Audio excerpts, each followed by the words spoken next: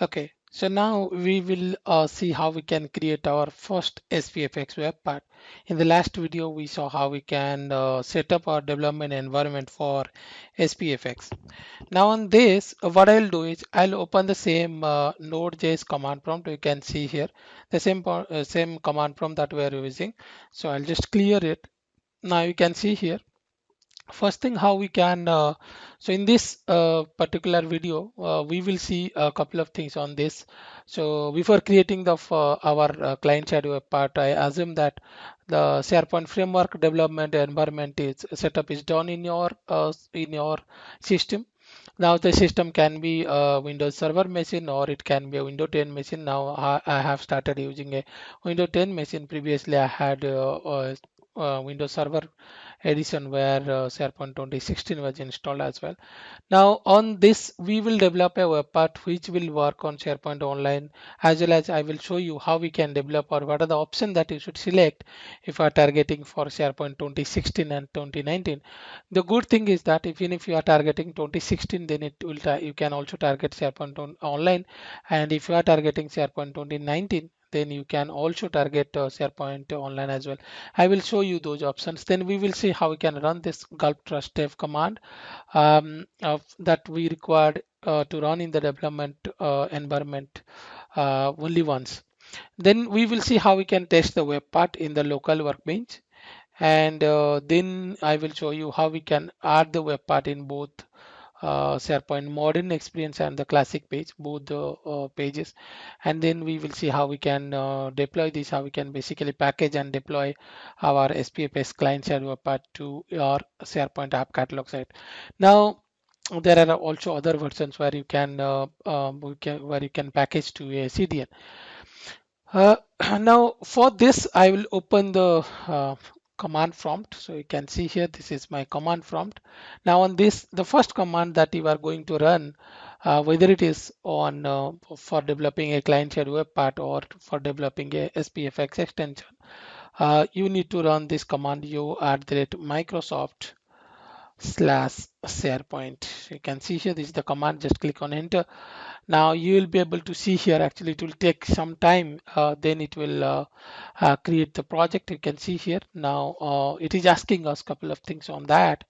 Now if you'll see, the mistake that I have done is I have tried to create in system32 under that. So let's not do that. I will open the command prompt again. So I will just open the Node.js command prompt in administrator mode. And on this, basically I will go to E drive. So now I will say cd Vijay, this is the folder, then I will say cd SPFX. So this is actually two folders are there on this. I am trying to put everything my SPFX solution on this folder. So nevertheless, let's create the project here. Now on this, what I will do is I will create one subfolder for this. I mean, I will basically create a folder on this. So I will say md, then SPFX first demo, something like that, or I will say first web part demo, and click on enter. Then we will navigate to that particular folder. So first web part demo, remember. Now sorry, yeah, now if you'll see here, we are in this folder, actually E drive, SPFX. Then this is our folder structure. This is where our files will be created on this SPFX first web part demo on this. So now I will run the command. So the command is u@Microsoft slash SharePoint. Now on this, now it will actually create all these things, the folder. Now you can see here, it is asking me what is your solution name. So you can give the solution name whatever you want. By default, actually it will uh, ask you the default names. You can see here, this is actually the default name that it is asking.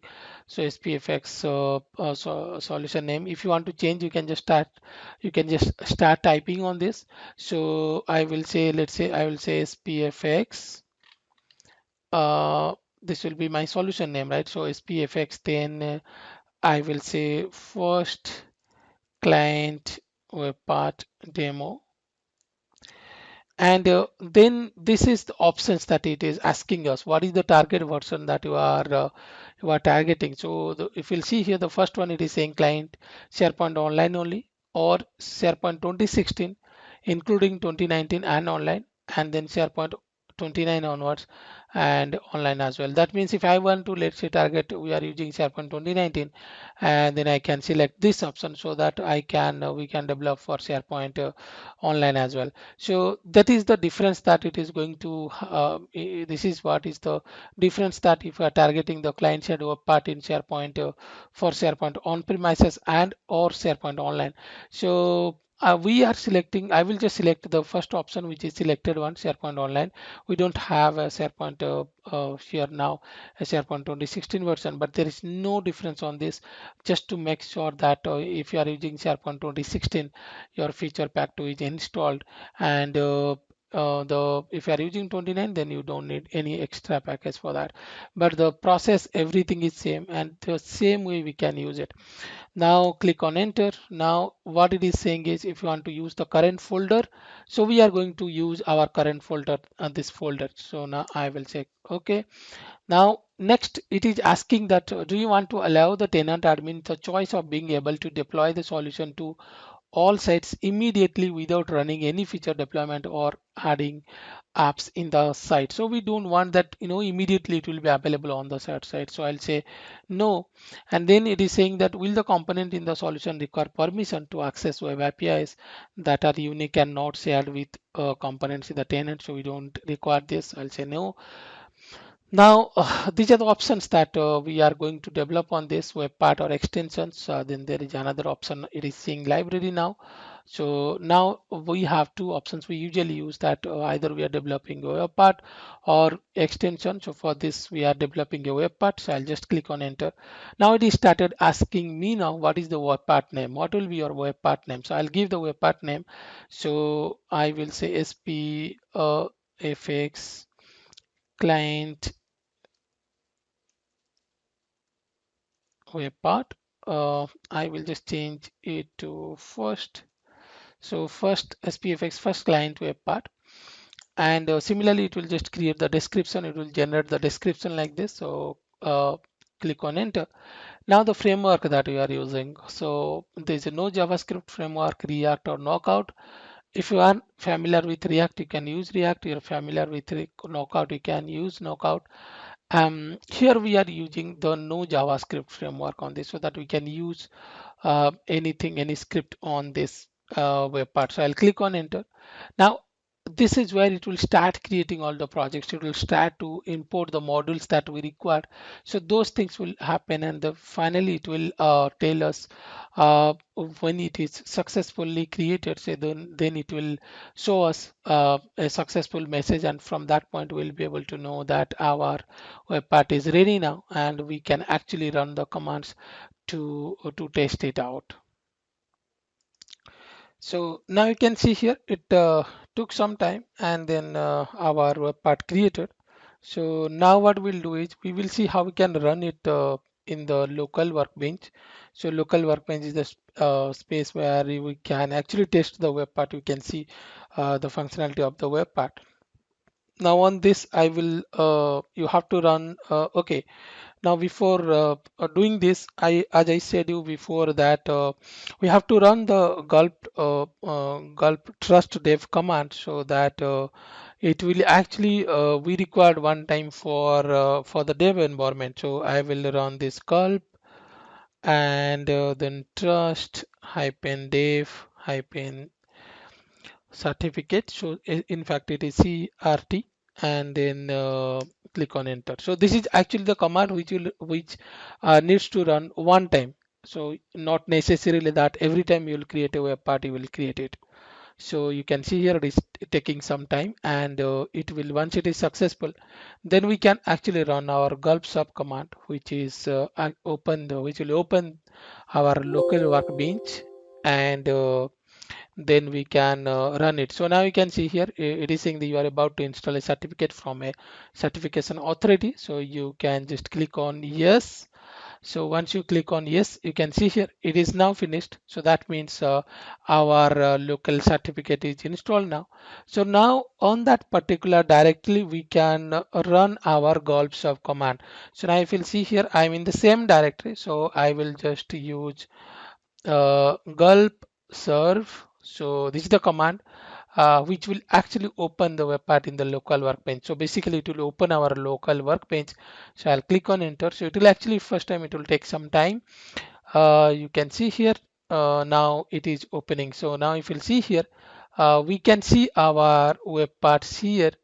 So you can just say allow access. So it's something that related to my uh, antivirus here. Now if you'll see here, now this is your local host. You can see here it is, this is the full URL. So localhost 4321 and then temp-workbench.html. Now if I'll click on this, I will be able to see our web part. So you can see here, this is our web part. Click on this and then you can see here our web part is added to page. This is a kind of a similar page that we usually will get in SharePoint. So the same kind of interface for adding a web part. So if you edit, you can see here there is one properties is there also. Now I can change it. So I'll say this is a test web part. So you can see here automatically it will come here. So you can see you will be able to see the, as long as you are typing something it will keep on writing, so you don't need to actually save it somewhere, something like that. So now you can see here this is how our first web part is there. In the next tutorial, what we will discuss is we'll discuss how we can check this thing in the SharePoint Workbench. But I have a video where exclusively I have explained the folder structure, how our code structure will be, what are the things are there in the various folders that it will create. But nevertheless, in the next video, I'll open in the project in a Visual Studio Code, and then we will see how we can test this thing in the local workbench. Now, if you'll see here, our local workbench is running. So you can anytime you can just press Control C, and then it will ask you if you really want to stop it. So you can just say stop, and then now your local workbench will not be running, so you will not be able to see this thing. Actually you will not be able to add it. Now I can see here the moment again, if you will go here, if I'll put gulp serve again, and then if you'll see here now, once it will actually it will run automatically. You can see here it is opening in another window. You can just put hyphen no browser, then it will open in the same browser.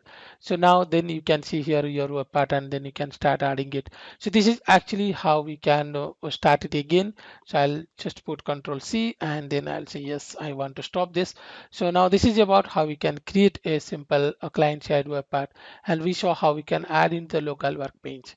Now before watching, I mean the next video, you can go through the folder structure, and after that I will show you how we can actually test this thing in a SharePoint workbench, and then we will see how we can package and deploy to the SharePoint online app catalog.